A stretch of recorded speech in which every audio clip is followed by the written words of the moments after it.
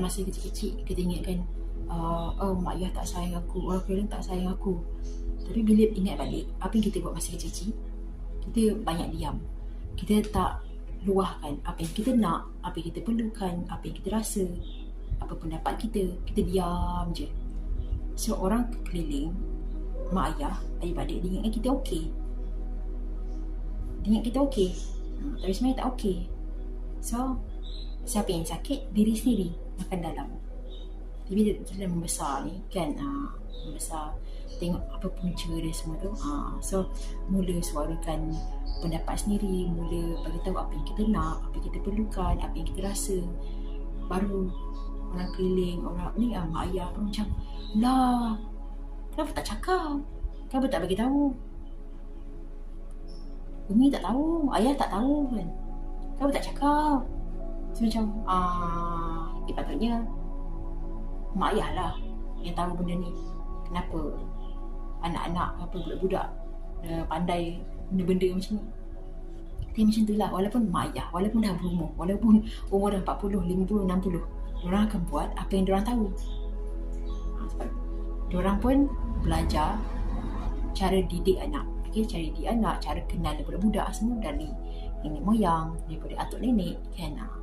Dia macam diorang pun belajar untuk didik anak, kenal anak-anak dari apa yang diorang tengok, apa yang diorang nampak. Kalau budak tu jenis diam je, tak cakap apa-apa, so budak tu okey, budak tu tak ada masalah, budak tu okey lah, okey, budak tu selamat. Tapi kalau budak tu menjerit, suarakan apa dia nak semua tu, maksud budak tu dia perlukan sesuatu. Memang macam tu. Tu apa yang diorang tahu. Sebab cara didikan atuk nenek dengan diorang pun sama juga kan. So macam tu.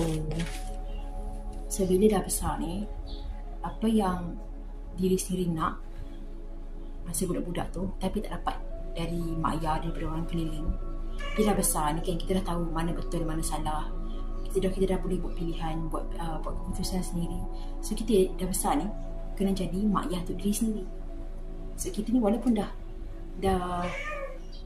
berumur pun dah 30, 40, 50, tapi kalau tak bagi apa budak-budak masa yang diri sendiri, masa budak-budak tu masa kecil tu, ada lagi kat situ, ada lagi.